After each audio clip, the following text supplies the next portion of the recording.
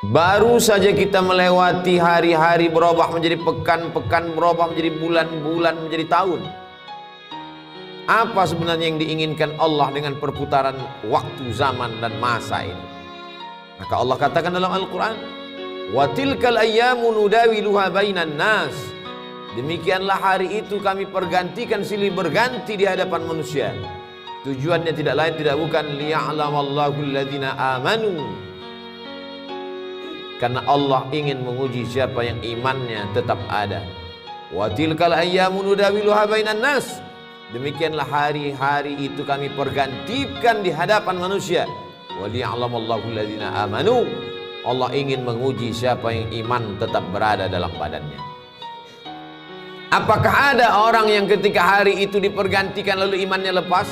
Ya.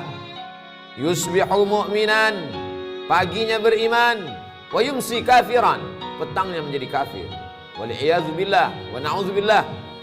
Ulama kalau sudah menyebut orang murtad meninggalkan agama, mereka berta'awudz, minta ampun kepada Allah berkali-kali, karena tidak ada maknanya hidup, masuk kekal.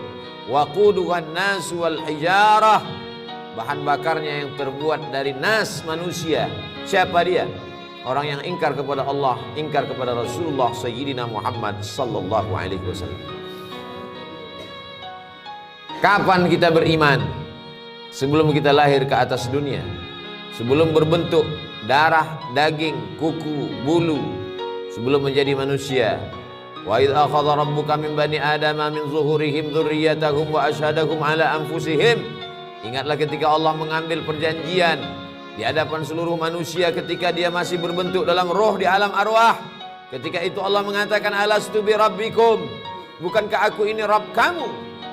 Lalu semua menjawab, bala syahidna, engkau adalah Rabb kami ya Allah. Antaqulu yaumal qiyamah, tapi nanti pada hari kiamat manusia menjawab, inna kunna an hadza ghafilin, kami lalai, kami lupa, kami silap, kami khilaf, kami tidak ingat. Begitulah manusia dipergantikan siang dan malam. Makanya Nabi Muhammad SAW mengajarkan kita doa, ya muqallibal qulub, engkau yang membolak-balikkan hati, sabbit qulubana, kokohkan hati kami, ala dinik, dalam agamamu, ala ta'atik, dalam ketaatan kepadamu. Ya musarrifal qulub, engkau yang mengarahkan hati kepada keimanan, sarrif qulubana, arahkan hati kami, ala dinik, dalam agamamu, ala ta'atik, dalam ketaatan kepadamu. Ketika sahabat Nabi akan ditugaskan ke Yaman mengutip zakat, nanti kau akan di sana sibuk Mu'adz bin Jabal menghitung berapa zakat onta, berapa zakat lembu, berapa zakat kambing, berapa zakat kurma. Maka bacalah doa ini di akhir salatmu, Allahumma a'inni, tolong aku ya Allah, ala zikrika, supaya hatiku selalu berzikir mengingatmu, wa syukrika, supaya lisanku selalu bersyukur menyebutmu, wa husni ibadatik, selalu beribadah dengan ibadah yang baik kepadamu. Bukankah Bal'am seorang yang beriman?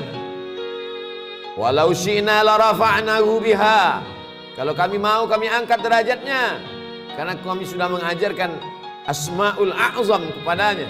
Doanya makbul, walakinnahu akhlada ilal ardi wattaba'a hawah, tapi kemudian dia lebih memilih kehinaan, dia memperturutkan hawa nafsunya.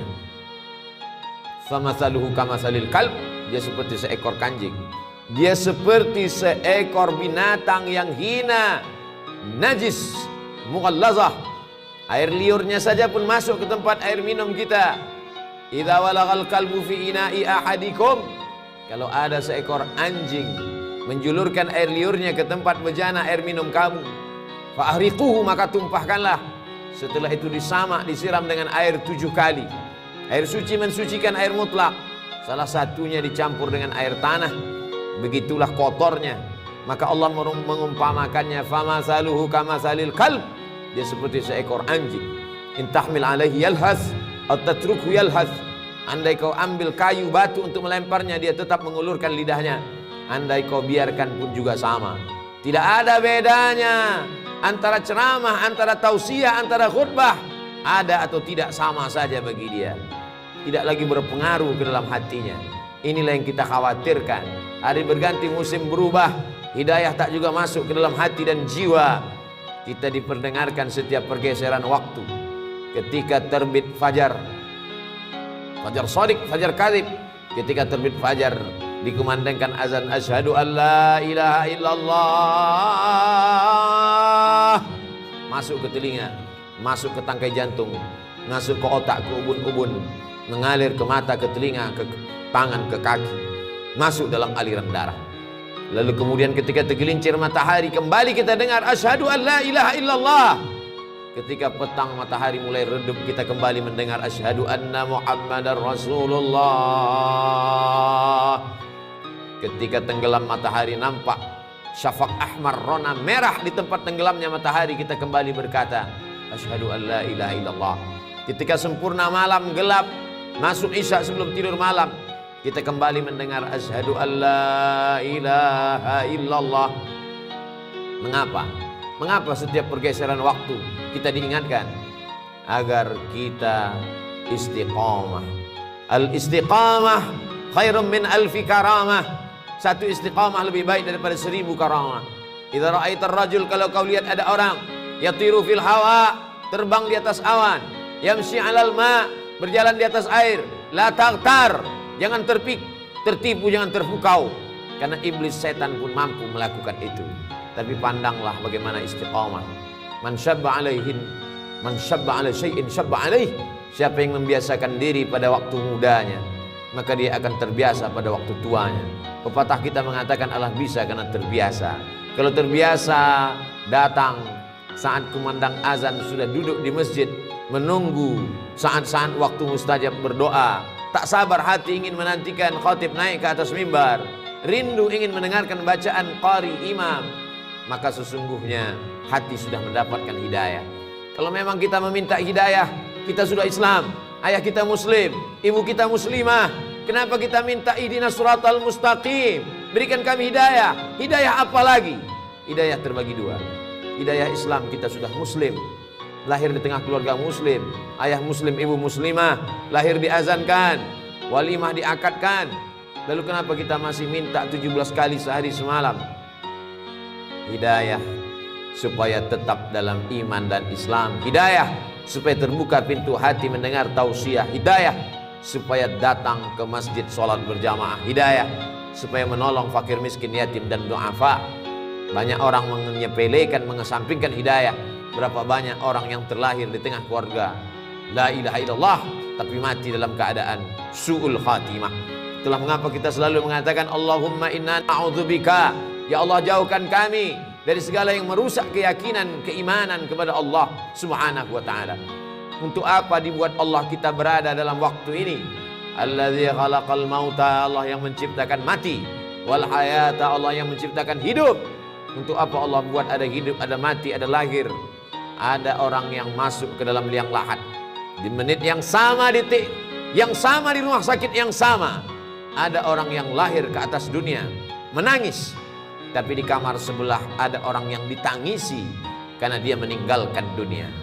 Untuk apa Allah buat kita berada di relung waktu? Alladzi khalaqal mauta, Allah menciptakan mati, wal hayata, Allah menciptakan hidup, liyabluwakum ayyukum ahsanu amala. Allah ingin menguji siapa yang paling baik amalnya. Tidak dilihat siapa yang paling bagus bentuk tubuh, rupa wajahnya. Tidak dipandang siapa yang paling tinggi jabatan, harta, kehormatan, kemuliaannya.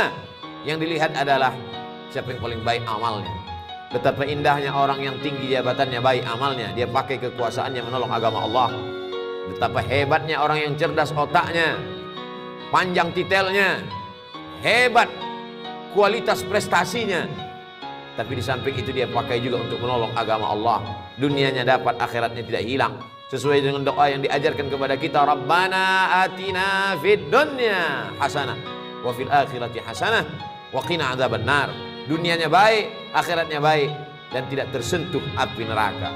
Untuk apa Allah buat kita hidup di tahun 1443 Hijrah, lalu dibuatnya kita menyeberang relung waktu masuk ke 1444 Hijrah. Waliya'lamallahu alladhina amanu wa yattakhidha minkum syuhada. Dia ingin ada di antara manusia itu yang mati sebagai syahid. menangis Khalid bin Walid di atas ranjang kematian. Kenapa engkau menangis wahai sahabat Nabi yang mulia Khalid bin Walid? Bukankah engkau mendapatkan pahala jihad? Tidak ada satu jengkal pun tubuh Khalid bin Walid yang kosong dari bekas tebasan pedang, tombak, anak panah, panasnya baju besi. Yang kutangiskan, kenapa aku mati di atas ranjang? Kenapa aku mati di atas tempat tidur? Mengapa aku tidak mati syahid menolong agama Allah? Tapi ada orang-orang yang tidak mati syahid, tapi dia mendapatkan pahala syahid. Man kharaja fi talabil ilmi, siapa yang keluar rumah dengan niat menuntut ilmu, fahuwa fi sabilillah, dia sama seperti orang yang berjihad fi sabilillah hatta yarji'a, sampai dia pulang ke rumahnya. Man jahaza ghazian, siapa yang menyiapkan alat-alat perang, dia tidak ikut menolong Masjid Al-Aqsa di Palestina dari serangan tentara Israel, tapi dia ikut menolong saudara-saudaranya. Andai dia tidak mampu dengan hartanya, dengan kekuasaannya, dengan jabatannya, dia tolong dengan doanya. Man jahaza ghazian faqad ghaza, siapa yang menolong saudaranya, maka dia sudah tercatat sebagai orang yang berjihad fisabilillah. Saudara-saudara yang sudah mendahului kita karena meninggal kena virus, al-mat'unu syahid, orang yang meninggal karena penyakit wabah, mereka juga adalah orang yang mati syahid. Seorang kepala keluarga meninggalkan anak istrinya untuk mencari nafkah yang halal, meninggal dalam perjalanan, mereka pun juga adalah syahid. Syahid dunia, ada syahid akhirat. Kenapa ingin menjadi syahid? Mengapa mereka berlomba-lomba sampai berkata iskariman, hidup mulia, au mut syahidan, atau mati syahid? Orang beriman kalau mati, matinya mati syahid. Kalau hidup, hidupnya mulia. Kenapa mereka ingin menjadi syahid? Karena orang yang syahid itu tidak merasakan sakratul maut illa kal qars, hanya seperti cubitan pada kulit. Begitulah indahnya kematian mereka. Sedangkan kematian yang biasa, ketika orang mati itu berjumpa dengan Nabi Muhammad SAW pada peristiwa Isra Mi'raj, Nabi bertanya, apa yang kalian rasakan? Kami merasakan kematian itu seperti tebasan pedang di tempat yang sama beratus kali.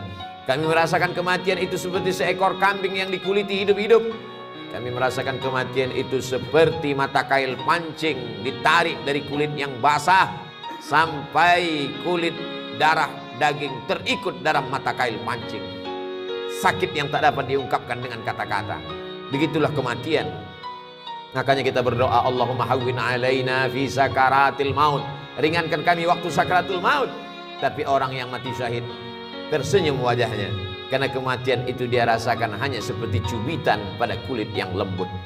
Mereka tidak terkena azab kubur. Kita berdoa sebelum salam, Allahumma inni a'udzubika min azabi jahannam, min azabil qabri, wa min fitnatil mahya wal mamat, wa min syarri fitnatil masiihid dajjal. Selamatkan kami dari azab kubur. Sedangkan mereka tak merasakan azab kubur, yang ketika mereka tidak merasakan hisab, langsung saja masuk ke dalam surga. Salamun alaikum, selamat untuk kalian hai orang yang mati syahid. Tibetum, kalian sudah berbuat baik, fadkhuluha khalidin, masuklah kalian ke dalam surga Allah Subhanahu wa taala. Banyak orang menyia-nyiakan waktunya. Dianggap waktu ini gratis, tidak ada pertanyaan. La tus'alunna yauma idzin 'anin na'im. Kamu semua akan ditanya tentang nikmat yang diberikan Allah Subhanahu wa taala.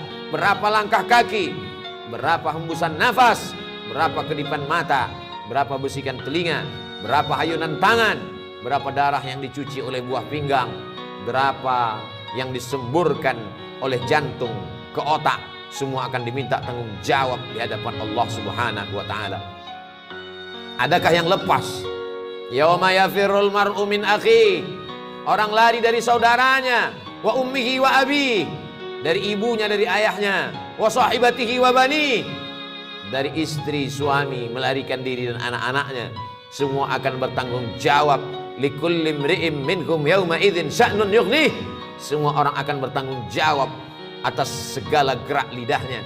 Al yauma naqtimu ala afwahihim, hari itu mulut terkunci. Wa tukallimuna aydihim, tangan akan bicara. Wa tashhadu arjuluhum, kaki akan bersaksi. Bima kanu yaksibun, apa yang pernah kita lakukan di dunia. Semua akan diminta tanggung jawab di hadapan Allah Subhanahu wa taala. Hari ini uang kita banyak, kita bisa bayar pengacara untuk membela kita di hadapan hakim. Tapi saat itu hakimnya bukan manusia. Alaihissallahu bi ahkamil hakimin, bukankah Allah hakim di antara para hakim yang paling adil, paling mulia? Alaihissallahu bi ahkamil hakimin.